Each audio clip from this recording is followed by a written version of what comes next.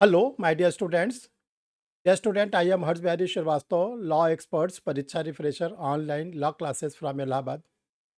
Dear student, आज आप लोग को Pariksha refresher online law classes पर इंडियन पेनल कोड के मेंस के पॉइंट ऑफ व्यू से क्वेश्चंस को आप लोग को लिखवाया जाएगा। और ये जो क्वेश्चंस होता है, ये जो भी जुडिशरी के एग्जामिनेशंस होते हैं, चाहे वो हायर जुडिशल का एग्जामिनेशंस हो या लोअर जुडिशरी का या एपीओ का, आईपीसी। सुप्रभात सर।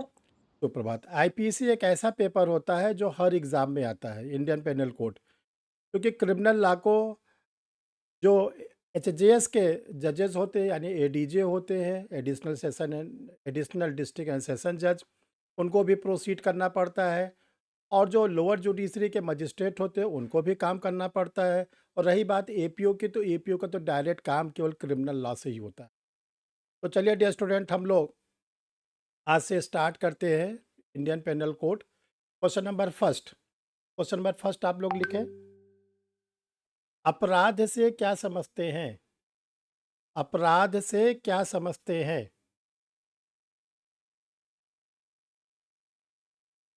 इसके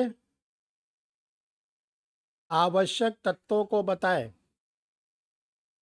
इसके आवश्यक तत्वों को बताएं।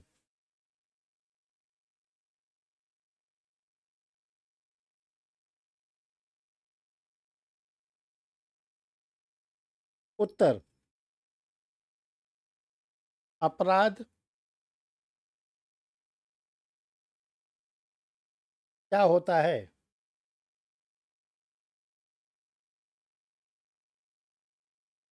लिखिए। वैसे तो अपराध को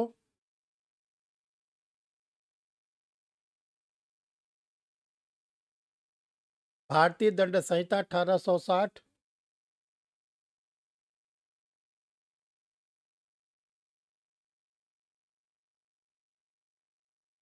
तथा दंड प्रक्रिया संहिता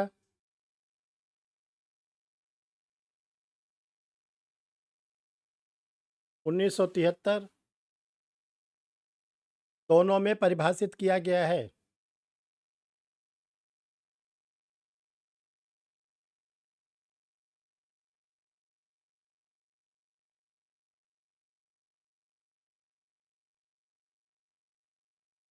किंतु अपराध की एक समुचित परिभाषा दोनों स्थानों पर जो मिलती है,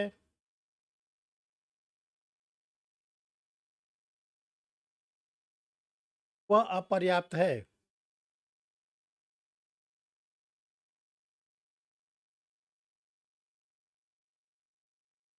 संपूर्ण अपराध शास्त्र का अध्ययन करने के पश्चात संपूर्ण अपराध शास्त्र का अध्ययन करने के पश्चात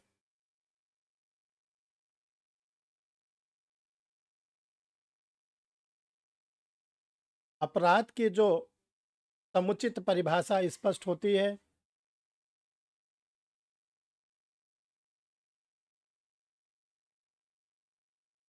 वह निम्नलिखित है।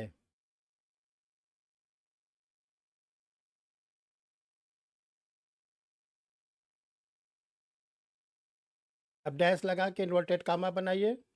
देखिए, किसी सक्षम व्यक्ति के द्वारा किसी सक्षम व्यक्ति के द्वारा साशय पूर्वक रीति से किसी सक्षम व्यक्ति के द्वारा साशय पूर्वक रीति से good morning sir. Good morning, राज नियम के विरुद्ध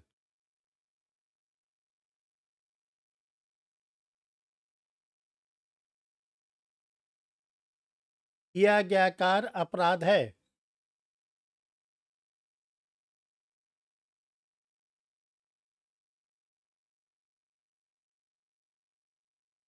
ब्रैकेट बना के इसका इंग्लिश वर्जन लिख लीजिए। Something which is illegal something which is illegal done by competent person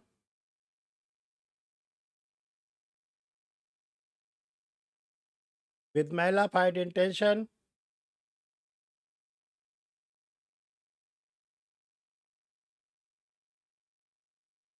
against the state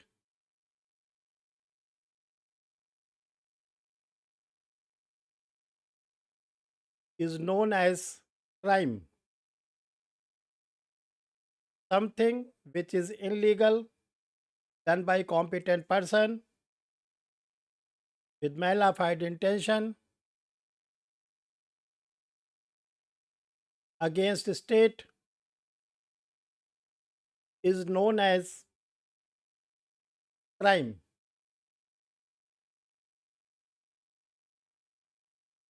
अब हेडिंग डालिए आप लोग, अपराध के आवश्यक तत्व। अपराध के आवश्यक तत्व। देखो सभी लोग कैमरा ऑन कर लो, हमने कई बार आप लोग को बोला कैमरा ऑफ मत किया करिए। अपराध के आवश्यक तत्व, ठीक है। अपराध की परिभाषा से, अपराध की परिभाषा से उसके निम्नलिखित आवश्यक तत्व प्रतीत होते हैं। अपराध की परिभाषा से उसके निम्नलिखित आवश्यक तत्व प्रतीत होते हैं। सुप्रभात सर। सुप्रभात। नंबर 1, एक मानव। दूसरा, ऐसे मानव के मन में दुराशय।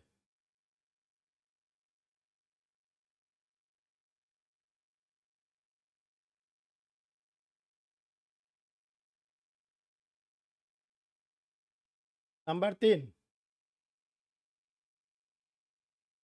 ऐसे दुराशय को पूरा करने के लिए कोई कार्य।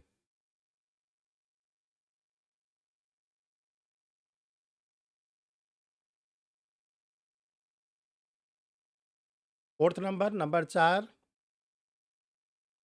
ऐसे कार्य द्वारा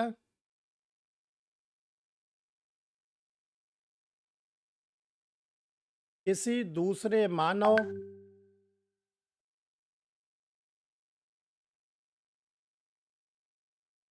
या संपूर्ण समाज को क्षति पहुंचे।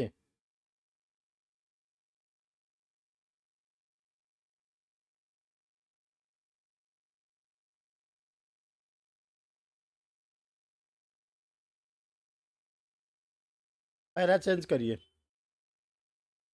अपराध का पहला आवश्यक तत्व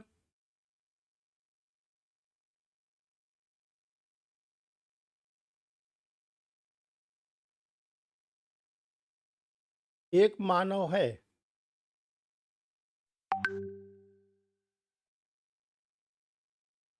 इसका अर्थ यह है कि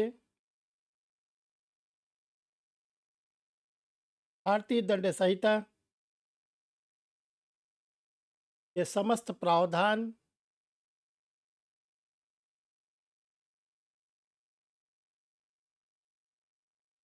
केवल मानव के लिए बनाए गए हैं।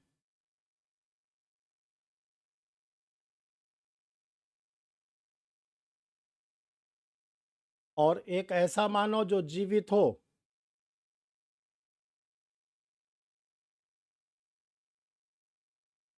क्योंकि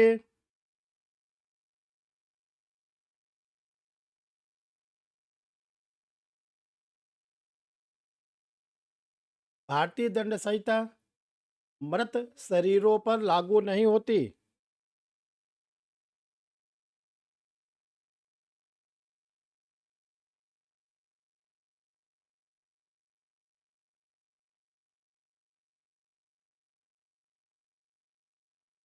विधि शास्त्र के अनुसार व्यक्ति दो प्रकार के होते हैं।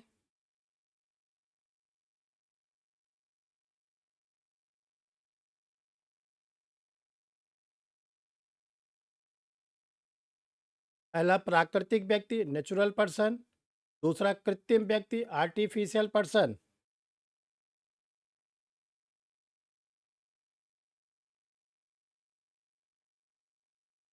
जहाँ तक अपराध का प्रश्न है,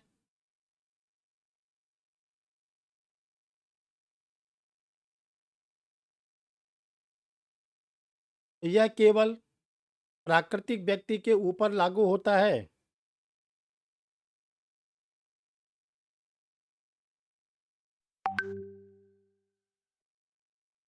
और प्राकृतिक व्यक्ति के अंतर्गत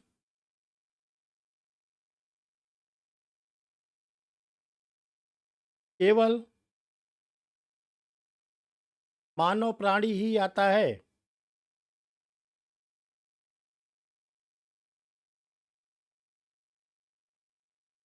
आधुनिक समय में जो यांत्रिक उपकरण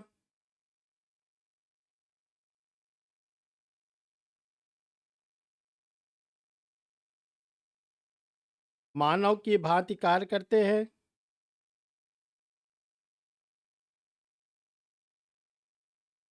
उन्हें कृत्रिम मानव आर्टिफिशियल ह्यूमन का दर्जा दिया गया है।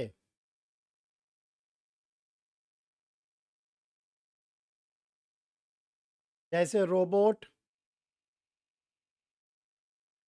कंप्यूटर, लैपटॉप, मोबाइल आदि। ये उपकरण किस मानव के नाम से पंजीकृत होते हैं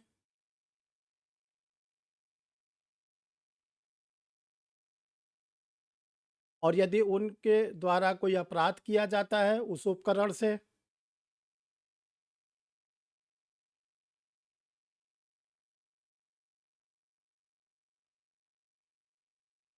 उन्हें भी दंडित किया जाता है।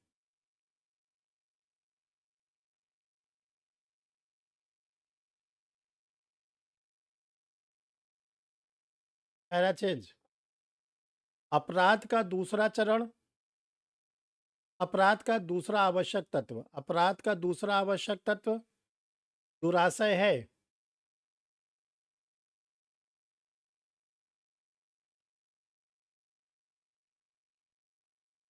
वैसे तो भारतीय दंड संहिता की किसी भी धारा में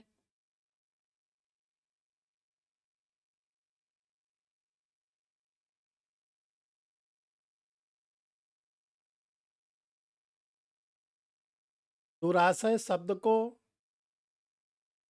परिभाषित नहीं किया गया है,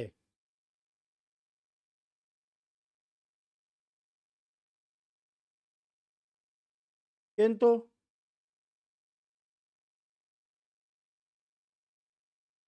दुराशय को अपराध का आवश्यक तत्व माना जाता है।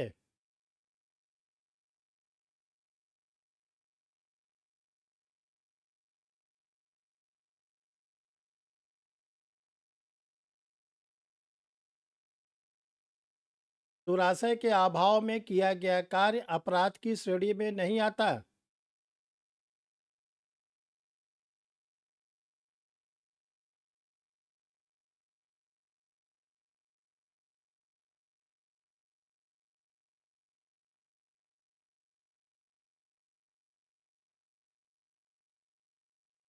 अतः अपराध के लिए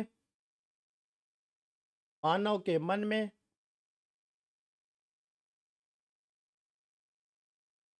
दुराशय का आना अत्यंत आवश्यक है।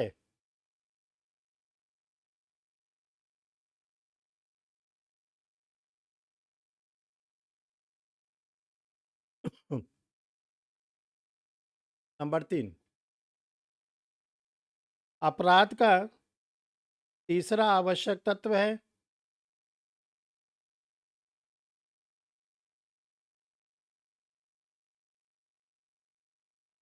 जिस व्यक्ति के मन में दुराशय आया है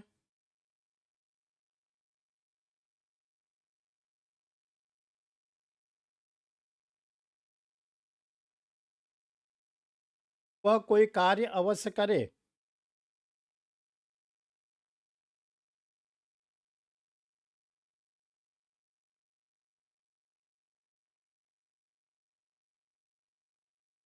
क्योंकि जब कोई व्यक्ति दुराशय मेंसीरिया के द्वारा कोई कार्य करता है,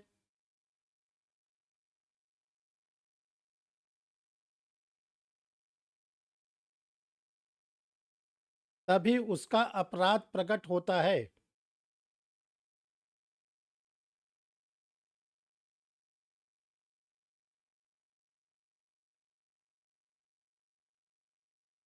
पैरा चेंज करिए। अपराध का चौथा और अंतिम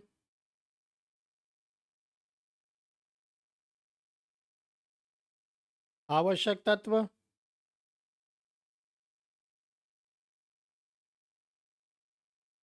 किसी दूसरे मानव को या संपूर्ण समाज को क्षति पहुंचाना है।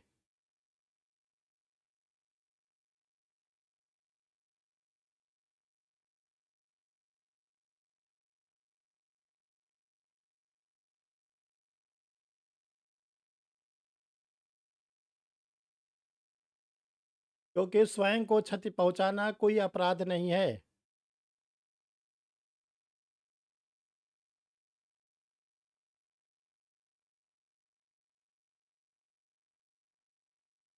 केवल आत्महत्या के प्रयास को छोड़कर।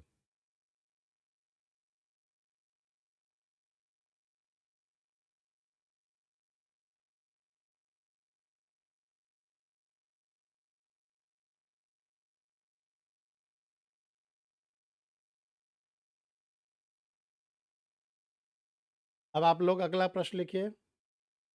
देखो जैसे लिखाया गया बस इसी तरह आप लोग इसको पढ़िएगा। फिर तोड़ मरोड़ मत करिएगा कि कहीं से कोई गाइड वाइड मिला तो डाल दिया। ठीक है। Next question. अपराध के विभिन्न चरण।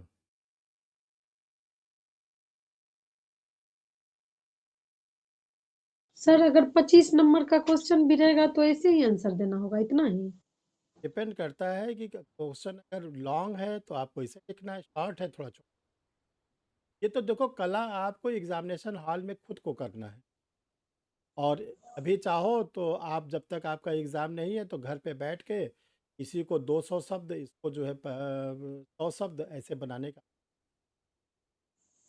जब कम शब्द जी। मान लीजिए कहा जाता है कि 100 शब्द में बताइए, आप जो है चारों आवश्यक तत्व बता के बस क्या करिएगा, 2-2 लाइन बता के छोड़ दीजिए। आपसे कहा जाता है कि व्याख्या करिए तो आपको हम मैक्सिमम मैटर दे रहे हैं। तो आपकी ज़िम्मेदारी है कि उसको तोड़ के छोटा-बड़ा कर लीजिए। अगला प्रश्न लिखिए, स्टेजेस ऑफ क्राइम से। अपराध के विभिन्न चरण क्या होते हैं?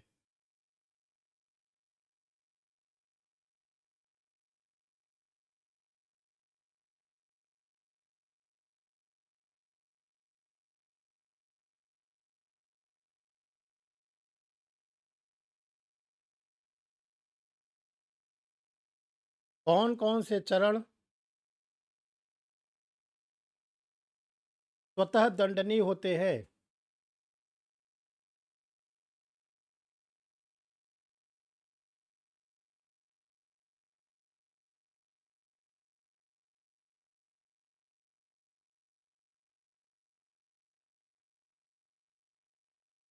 उत्तर भारतीय दंड संहिता के अंतर्गत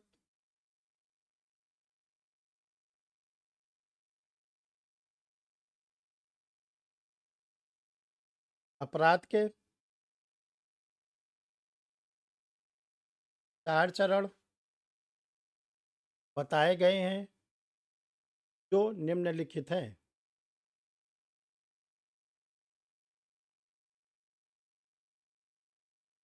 टेस्ट नंबर 1, पहला आशय, इंटेंशन। दूसरा तैयारी, प्रिपरेशन।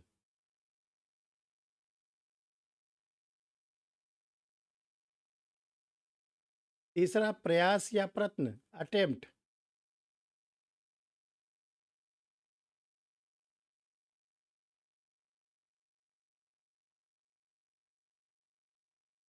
और फोर्थ है निष्पादन, कमीशन।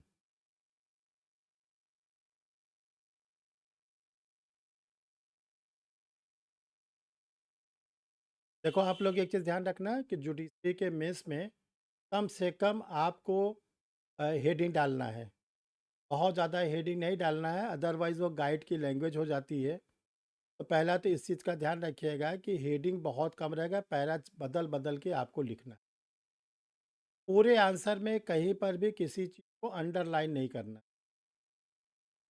जो हाइलाइटर वगैरह है उसका यूज़ नहीं करना है, सब लिखते जाओ, ठीक है? इसके बाद आपको देखो हमने पहला बोला है कि आपको वो क्या नाम है, हेडिंग का कम से कम प्रयोग करना है, पहला चीज़। दूसरा ये है कि किसी भी चीज़ को अंडरलाइन नहीं करना है। तीसरा चीज़ कोई भी हाइलाइटर वगैरह जो मार्केट में मिलता है, जो आप लोग अपने नोट्स में यूज़ करते हो, खूब करो, लेकिन एग्ज़ामिनेशन हॉल में मत यूज़। फोर्थ नंबर जो सबसे इम्पोर्टेंट है, एक ही प्रकार के आप इंक को यूज़ करिएगा पेन को, चाहे आप ब्लू करिए, चाहे ब्लैक करिए। ये नहीं कि आधा ब्लू, आधा ब्लैक, जो आपको ज़्यादा अच्छा लग रहा है उसको ब्लैक से लिख रहे हैं, ऐसा मत करिए। जैसे एक जुडिशियल ऑफिसर का जजमेंट होता है, कभी आप किसी डिस्ट्रिक्ट जज का जजमेंट देखिए, तो वो हेडिंग डालते हैं, अंडरलाइन करते हैं, हाइलाइटर का प्रयोग करते हैं। आप जज बनने जा रहे हो ना, अब आप लोग नकल किसकी करते हो, या कुछ कोई कोई ऐसे लोग होते जो बता देते जो सिविल की तैयारी कर, यूपीएससी की तैयारी कर रहे, बीपीएससी की तैयारी कर। तो वो लोग क्या करते हैं, खूब हेडिंग डालते हैं, उनके टीचर भी हेडिंग डलवाते हैं, वो मेंस में लिखते भी हैं और सेलेक्ट भी हो। तो चूंकि आपका एग्ज़ाम एग्जीक्यूटिव के एग्ज़ाम से बिल्कुल अलग है, आपको उसी तरह आंसर लिखना है एक जैसे जुडिशियल ऑफिसर का जजमेंट हो। चाहे वो सिविल जज जूनियर डिवीज़न देते हैं, चाहे सीनियर डिवीज़न देते हैं, चाहे एडीजे देते हैं, चाहे डीजे देते हैं, चाहे ऑनरेबल हाई कोर्ट के जजेस या सुप्रीम कोर्ट के जजेस। आपको उन्हीं के पैटर्न को फॉलो करना है, क्योंकि आपकी जो कॉपी का वैल्यूएशन है वो जजेस के द्वारा, ये ध्यान रखिए। तो वो वही चाहते हैं जो वो लिखते हैं, जजमेंट में देते हैं कोर्ट में। तो कतई गलती मत करिएगा, आप हेडिंग ज़्यादा प्रयोग करिए। जैसे हमने आपको क्वेश्चन बोला, तो उसके बाद बस एक हेडिंग पड़ेगी, अपराध के चरण, बस। उसके बाद 4 नंबर लिखवा दिया, 4 नंबर पैरा चेंज कर करके एक-एक को हमको डिस्क्राइब करना है। ये नहीं कि अब इसके बाद आशय को अलग एक हेडिंग, फिर अगली हेडिंग हम लोग तैयारी को डालें, तीसरी हेडिंग, ये सब नहीं करना है।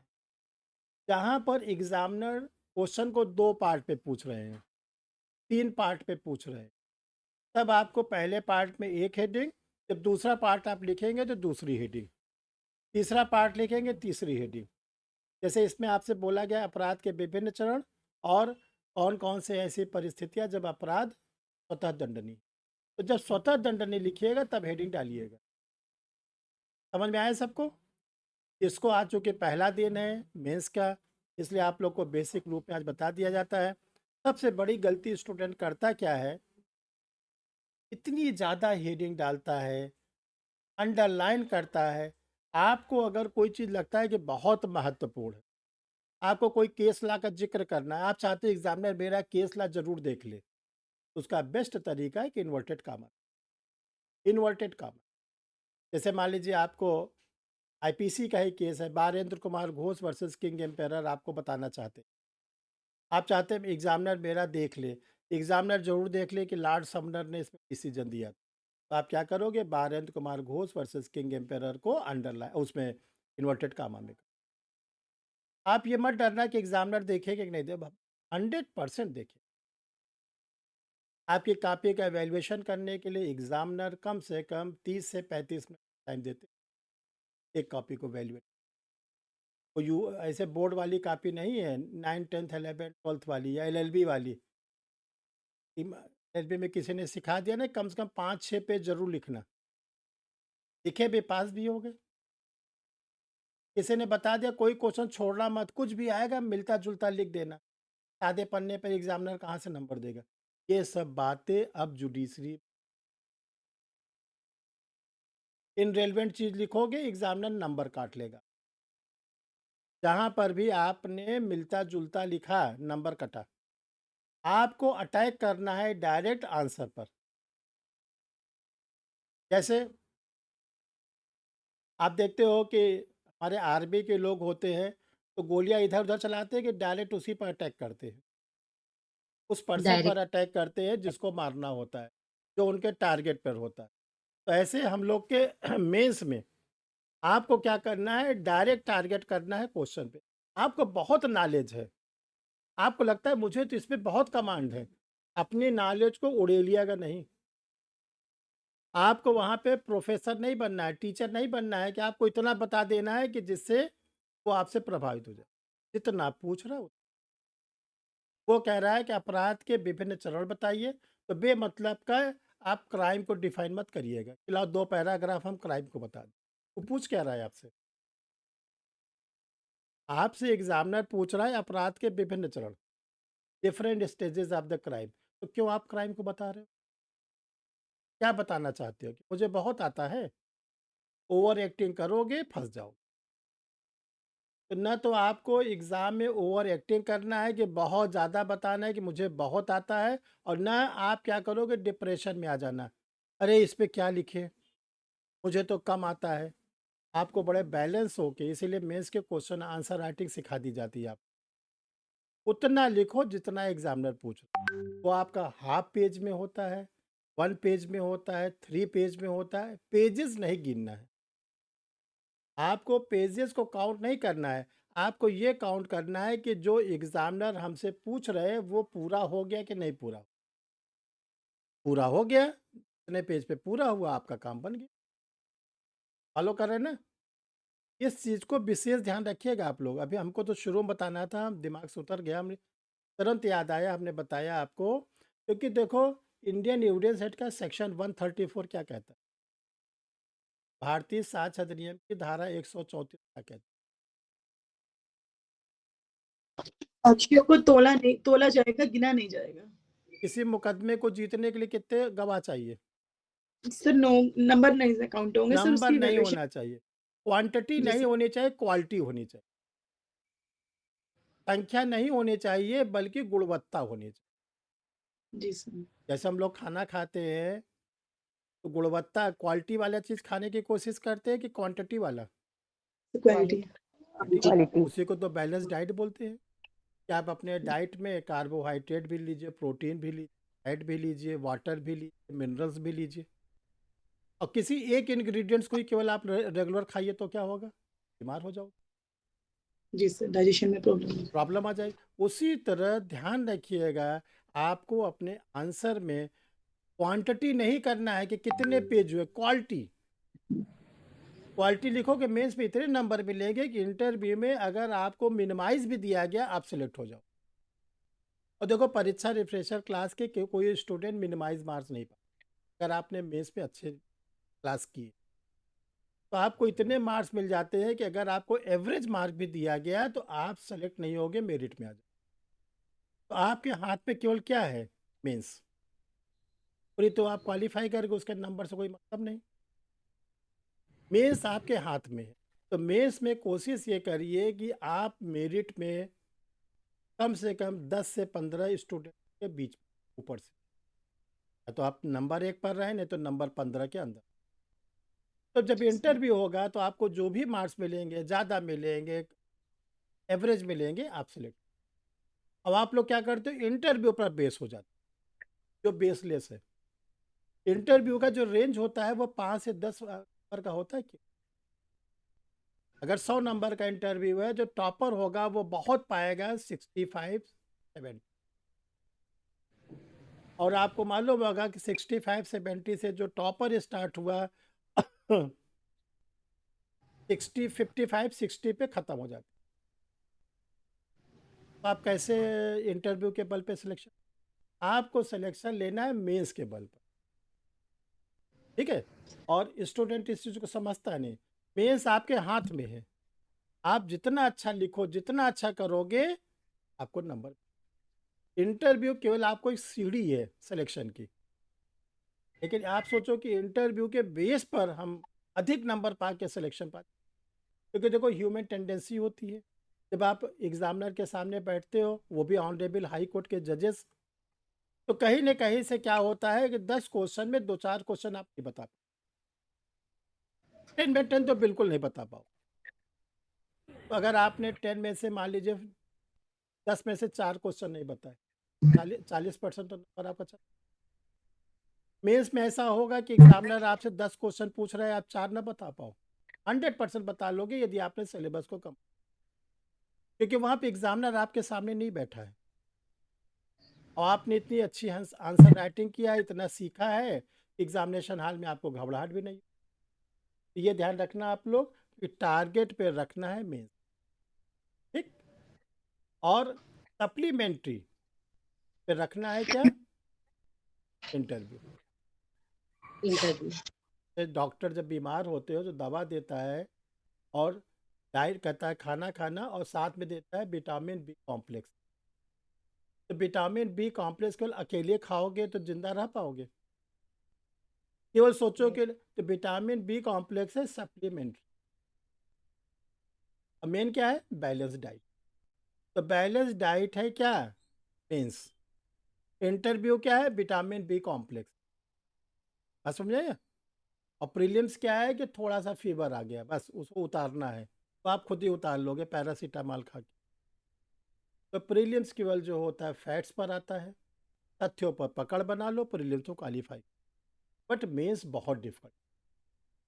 जो स्टूडेंट मेंस में सीख गया how to write correct answer, कैसे हमें करेक्ट आंसर लिखना है, कैसे एग्जाम ओरिएंटेड लिखना है, कितना लिखना है, वो स्टूडेंट 100% जो इस चीज़ का आप लोग, इसीलिए हमने बोला था कि आंसर में तोड़ मड़ोड़ मत कर। केवल तोड़ मड़ोड़ आपको करना है तो उतना करना है कि मान लीजिए आपका ये आंसर जो अभी हमने लिखवाया हो सकता है 800 वर्ड्स, जो अभी हमने आपको लिखा, एग्जामिनर कहता है कि 500 मिले। अब आपको अपने अंदर कला बरतनी है, आर्ट्स लाना है, इसको समराइज करना। तो समराइज का तरीका क्या होता है कि जो आपको डिस्क्राइब कराया गया उसको कम कर, और ये आप 1-2 क्वेश्चन का अपने घर पर रिहर्सल कर लो और बाकी एग्जामिनेशन हॉल में कर, ठीक। चलो अगला प्रश्न, हाथ जो लिखवा रहे थे, क्या इसको क्या अगर लिखा? बढ़ाकर लिखना है सर, इसमें केस लॉस डाल सकते हैं, जैसे दुराशय बिल्कुल, में केस लॉस डाल दें? जब आएगा तो बिल्कुल डाल। तो अगर बढ़ाकर लिखना हो देन? अगर मान लीजिए वो ये कहते हैं कि दुराशय से आप क्या समझते हैं, भारतीय दंड संहिता, तब आप दुराशय को हाईलाइट करने, ठीक। तब आपको ये भी बताना है कि ऐसे कौन कौन से ऑफेंस है जिसमें विदाउट मेल, बिना मेंसेरिया के भी ऑफेंस होते हैं।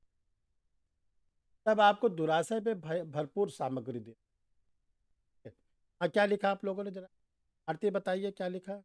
सर पहला पॉइंट आशय की डील करवा रहे थे सर आप। नहीं, प्रश्न क्या लिखवाए थे, उत्तर में क्या लिखा, उत्तर हेडिंग डाला? हाँ सर, इसमें पहला पॉइंट आशय, दूसरा तैयारी, तीसरा प्रयास, चौथा निष्पादन। नहीं तो हेडिंग डाला है कि नहीं, अपराध के विभिन्न चरण, उसको हाँ डाल सर, डाल लीजिए। दिया। डाला है, उत्तर में लिख लीजिए अपराध के विभिन्न चरण। चलो पहला आशय। चरण लिख दिया हाँ, आपने। अब लिखवा दिए सर। हाँ, अब पहला चेंज करिए। कोई भी अपराध बिना आशय के घटित नहीं होता है।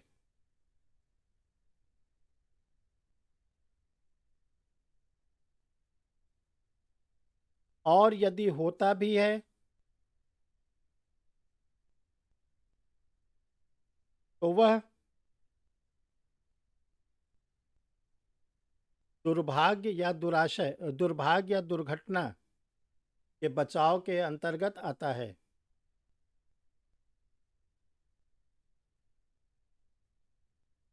Last line. और यदि होता भी है तो वह दुर्भाग्य या दुर्घटना के अधीन बचाव के अंतर्गत आता है। 1860 से लेकर 1913 तक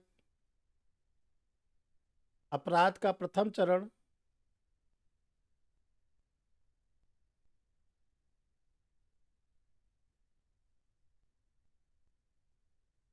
दंडनीय अपराध नहीं था,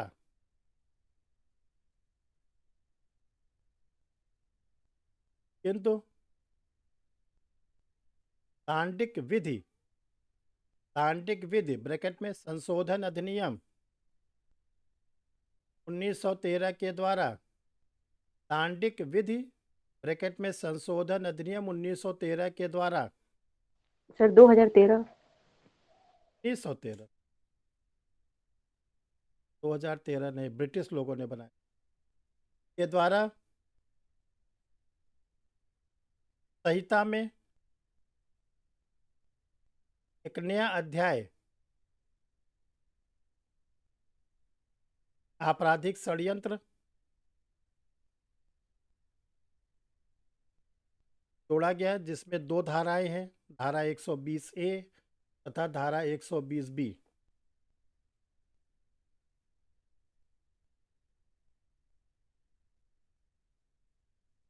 और इस अपराध में मात्र आशय को ही दंडनीय बना दिया गया है।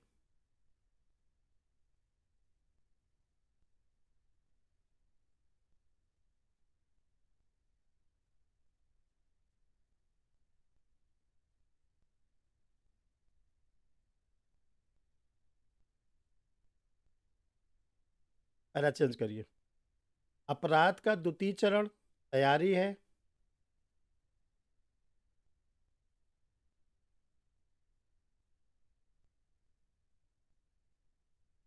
सामान्यतः तैयारी दंडनीय नहीं होती।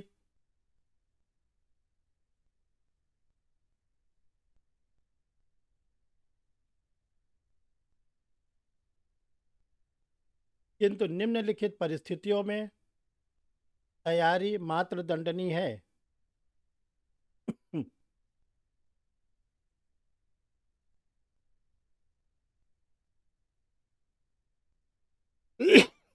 यस, नंबर 1, भारत सरकार के विरुद्ध युद्ध की तैयारी करना।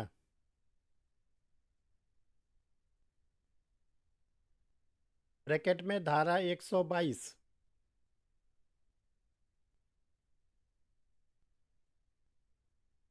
नंबर 2, भारत के साथ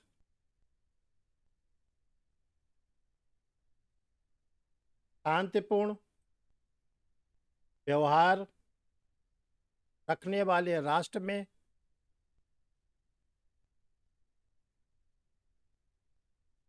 आतंक मचाने की तैयारी करना।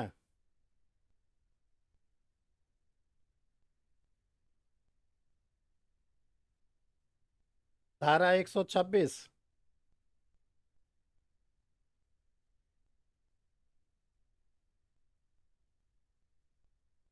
नंबर 3, जाली सिक्के बनाने की तैयारी करना।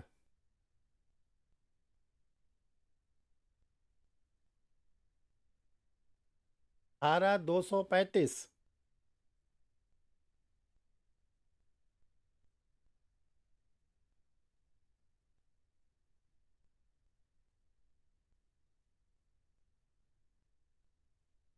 नंबर 4, डकैती की तैयारी करना। धारा 399 399।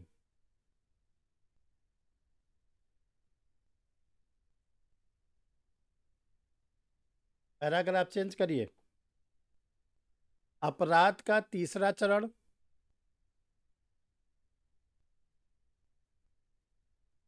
प्रयास या प्रयत्न है।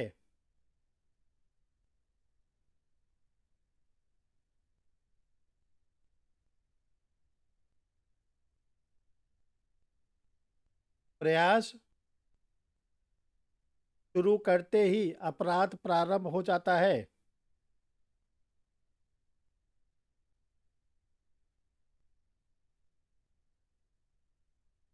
चाहे प्रयास अधूरा है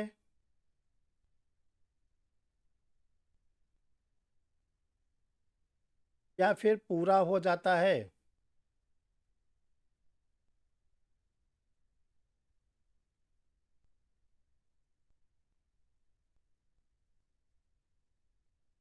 अपराध के अधूरे प्रयास को सभी मामलों में अपराध माना जाता है।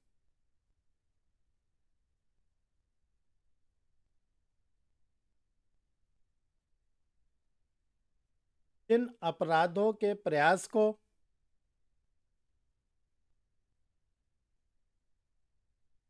भारतीय दंड संहिता की पृथक पृथक धाराओं में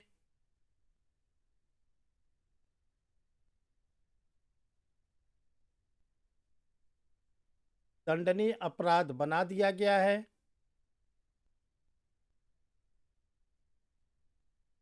वहां पर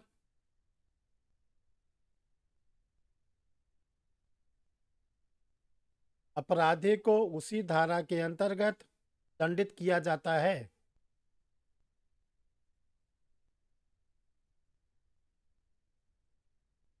जैसे हत्या का प्रयास धारा 307,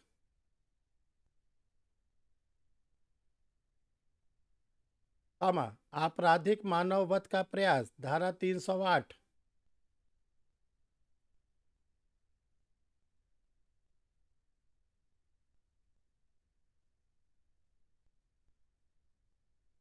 आत्महत्या का प्रयास धारा 309 आदि।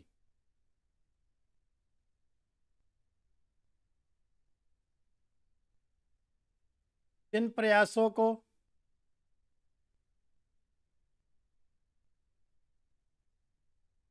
संहिता की पृथक पृथक धाराओं में दंडनीय नहीं बनाया गया है। उन सभी के लिए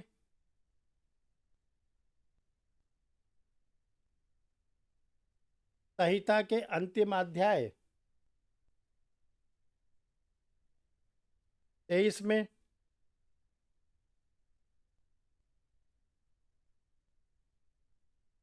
धारा 511 के अंतर्गत दंडित किया जाता है।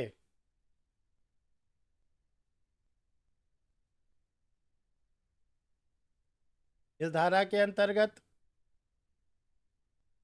अपराधी को मूल धारा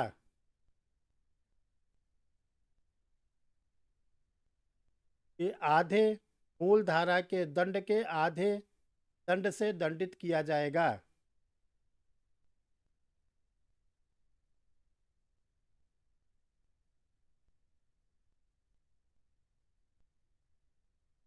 उदाहरण, यदि कोई व्यक्ति चोरी का प्रयास करता है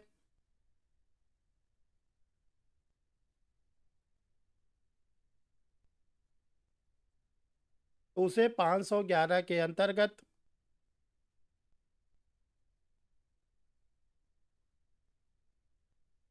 चोरी के दंड के आधे दंड से दंडित किया जाएगा।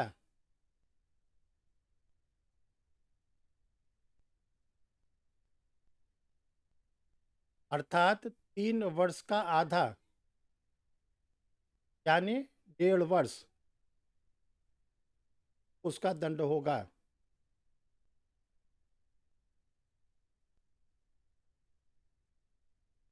पैरा चेंज करिए। अपराध का अपराध का चौथा और अंतिम चरण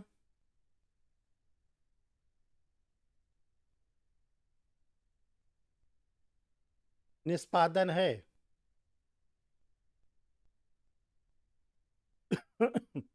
जिसे अपराध की पूर्णता के नाम से जाना जाता है।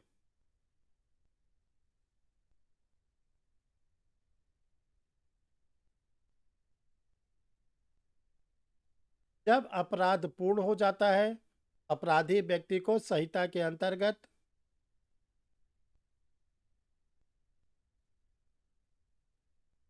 उल्लिखित दंड से दंडित किया जाता है।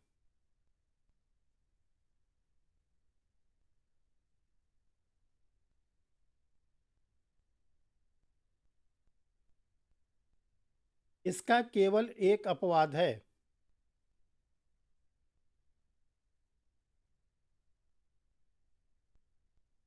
आत्महत्या की पूर्णता।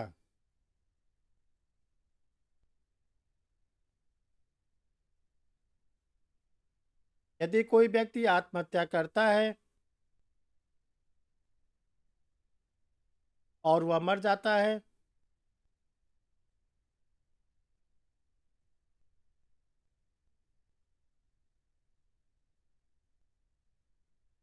उसे कोई दंड नहीं दिया जा सकता,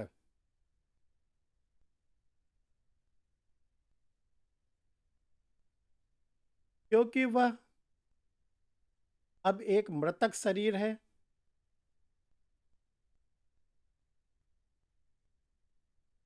और भारतीय दंड संहिता केवल जीवित व्यक्तियों के ऊपर लागू होती है।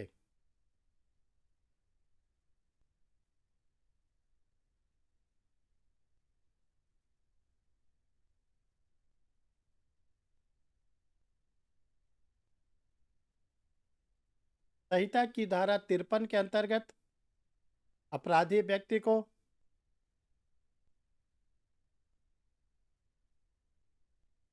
शारीरिक दंड के रूप में कारावास,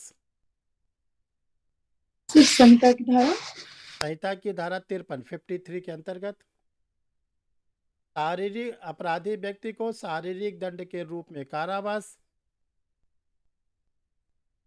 और आर्थिक दंड के रूप में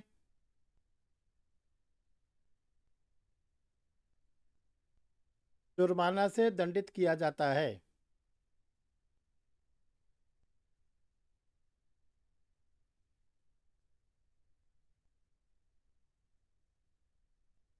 मृतक शरीर को शारीरिक दंड नहीं दिया जा सकता,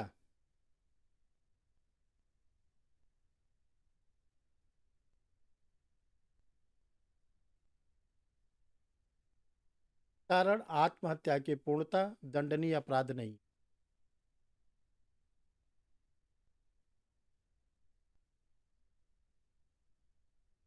अगला प्रश्न लिखिए आप लोग। इसलिए सर इसलिए आत्महत्या की पूर्णता दंडनीय अपराध नहीं है। डेड बॉडी को रखोगे जेल में? घर में तो रखते नहीं, मरने के बाद किसी जेल वाला क्यों रखे। अगला ही प्रश्न लिखिए। भारतीय दंड संहिता के अंतर्गत तैयारी एवं प्रयत्न के बीच अंतर को स्पष्ट करें। भारतीय दंड संहिता के अंतर्गत तैयारी एवं प्रयत्न के बीच अंतर को स्पष्ट करें।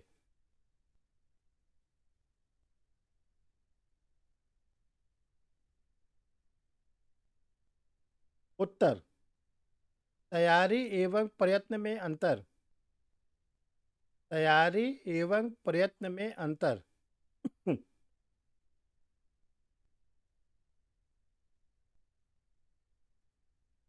देखो एक चीज़ इस पे ध्यान रखो, जो एग्ज़ाम में अंतर लिखने को आता है, डिस्टिंग्विश करने को आता है, उसमें ये गलती मत करना कि बीच में एक लाइन बना देना, कॉलम बना देना और एक तरफ आपने तैयारी लिख दिया, दूसरे तरफ प्रयत्न लिख दिया। ये लिखने का तरीका नहीं है, ठीक है। जुडिशल सर्विसेज में जब कभी आपसे किसी भी क्वेश्चन में डिस्टिंग्विश पूछा जाए, अंतर पूछा जाए, कभी ये मत करना कि पेज में दो कॉलम बना देना, लेफ़्ट और राइट।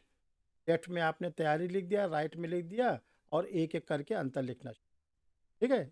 ये आपका एलएलबी का या गाइड की लगे। देखो इसका बेस्ट तरीका क्या होता है, नंबरिंग। एक नंबर डालो आप, उसमें बताओ तैयारी क्या है और फिर उसमें उसी में बताओगे कि दूसरे में क्या है अंतर। जैसे अभी आपको लिखवाने जा रहे, इसी चीज़ को आपको फॉलो करना, ठीक है। लिखिए। देखो आप लोग का जो एक समस्या रहती है, नंबर मेंस में नहीं मिला, वो केवल इसलिए रहता है आप मेहनत सच में करते हो, नो डाउट आप में मेहनत, लेकिन आप मेहनत किस दिशा में करते हो, विपरीत दिशा। एग्जामिनर देखते ही नाराज होते। हम लोग के जितने भी एज ग्रुप के लोग हैं, या तो कोई यूनिवर्सिटी का एचओडी है, कोई डीन है, कोई ऑनरेबल हाई कोर्ट में है, जस्टिस है, तो वो लोग का सब टेस्ट अलग है।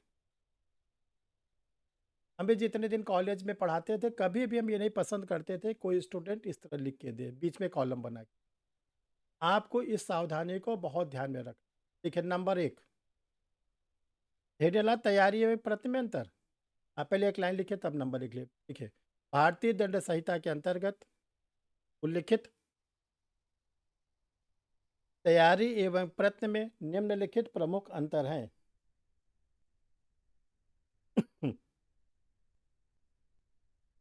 यस, नंबर 1,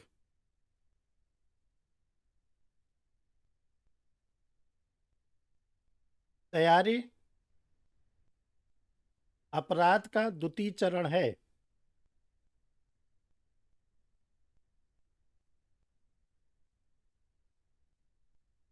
जबकि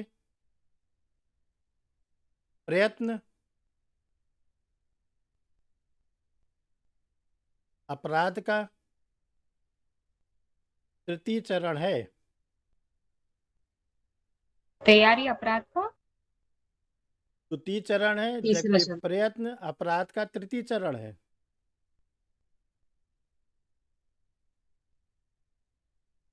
नंबर 2, किसी अपराध को कारित किए जाने के लिए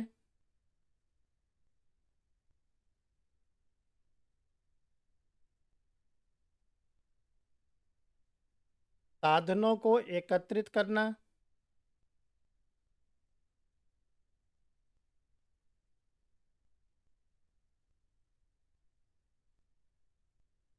तैयारी कहलाता है।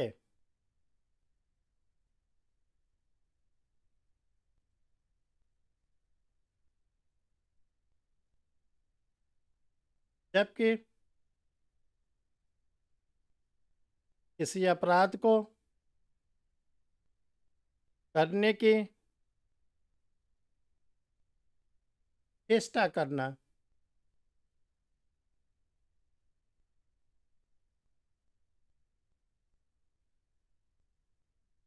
प्रयत्न माना जाता है।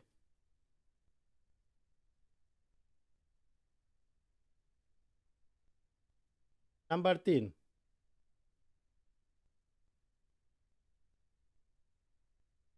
तैयारी करना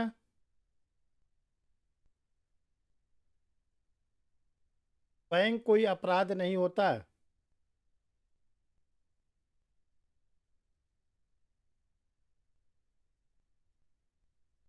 कुछ आपवादिक परिस्थितियों को छोड़कर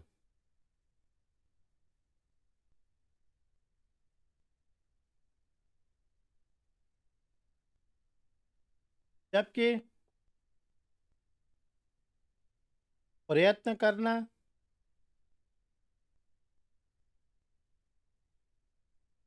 स्वयं एक अपराध है।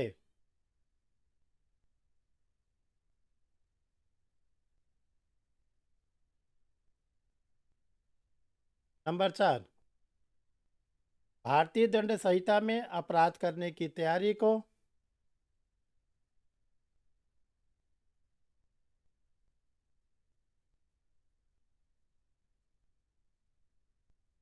आपवादिक परिस्थिति को छोड़कर दंडनीय नहीं माना गया है।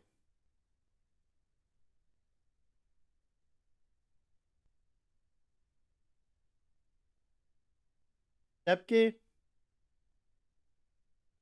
संहिता में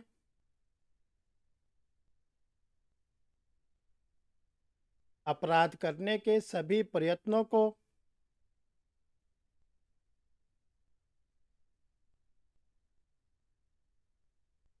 दंडनीय अपराध माना गया है।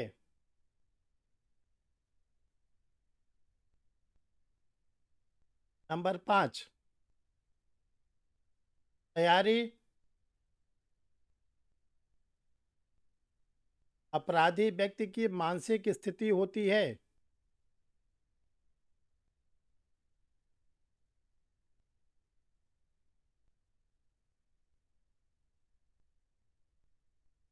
जिसमें उसके मन मस्तिष्क में दुराशय आ जाता है।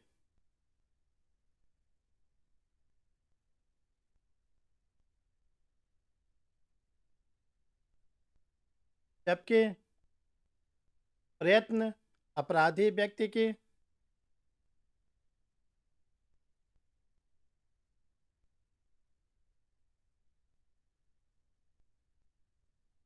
शारीरिक स्थिति को कार्य के रूप में प्रदर्शित कर देता है।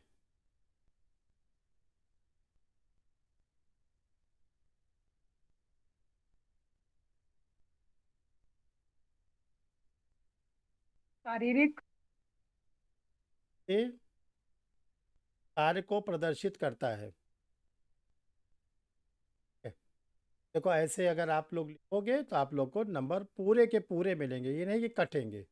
बस ये ध्यान रखना कि नोट्स को हमने पहले भी बताया था, नोट्स को किसी को शेयर मत करना, नहीं तो अपना एक कैंडिडेट खड़ा कर लोगे प्रतिद्वंदी। ठीक है, जब आप सेलेक्ट हो जाना, जिसको मर्जी होगा उसको दे। ठीक है, आपको जिसको मर्जी होगा उसको दे, लाइब्रेरी में दे आना, ठीक है, जहाँ मर्जी हो। लेकिन जब तक आप सेलेक्ट ना हो ना, बाबाही मत लूट कि लाओ तुमको हम आईपीसी का नोट दे दें। उसके लिए सर बैठे हैं, सर सब भेजते रहते हैं कॉमर्शियल मैटर पर। आप लोग मत शेयर करिए, ठीक है। और दूसरी चीज़, किसी को पकड़ पकड़ के आईपीसी पढ़ाना मत। क्या तुमको बताया मेंसिरिया क्या हो, ठीक है ना। आपकी ड्यूटी नहीं, आप क्या हो, कैंडिडेट हो। पहले आप अपना कैरियर को संवार लो। दो गलतियां आप लोग और जीवन में करते हो। एक तो आप क्या करते हो, नोट्स को शेयर करते हो। आज के समय में नोट्स को शेयर करने में मात्र 5 मिनट लगते हैं। किसी ने कहा स्क्रीन शॉट खींच के पीडीएफ भेज दो, आपने फटाफट शॉट खींचा, पीडीएफ बना के। अच्छा, जो आपने पीडीएफ भेजा कितने दिन में बनाया था नोट्स? 30 दिन, 35 दिन, 50 चली। सुबह आप उठे, सुबह हम उठे, आप लिखे, हमने बताया, तो आपके 30-35 दिन की मेहनत को 5 मिनट के अंदर, और आपने अपना एक क्लोन खड़ा कर लिया, कैंडिडेट। ये गलती मत कर। दूसरा, किसी को पढ़ाइएगा नहीं। क्या तुमको आज हम आईपीसी क्लियर कर दें, ऐसा क्लियर कर दें कभी भूलोगे नहीं। ठीक, तो वो तो याद कर लेगा, आपको जो है क्या होगा, एग्जामिनर भूल जाएगा। ये गलती मत। तो गलती आप लोग, जब आप सेलेक्ट हो जाओ, जुडिशल ऑफिस खूब पढ़ाओ। ये देखिए, गोपालगंज में एक एपीओ थे, वो सिलेक्शन के बाद भी बहुत लोगों को गाइड करते थे। उसका नतीजा हुआ कोई एडीजे हो गए। ठीक है, तो ये ध्यान रखिएगा कि ड्यूरिंग कंपटीशन मत आपकी। कल हम लोग जो क्वेश्चन आंसर करेंगे, वो कल 4-5 क्वेश्चन चलेंगे। अब वो सब चलेंगे common intention, similar intention, common object, जो भरपूर आप लोग के एग्जाम में है। कल उसी पे और किसी कोई प्रॉब्लम?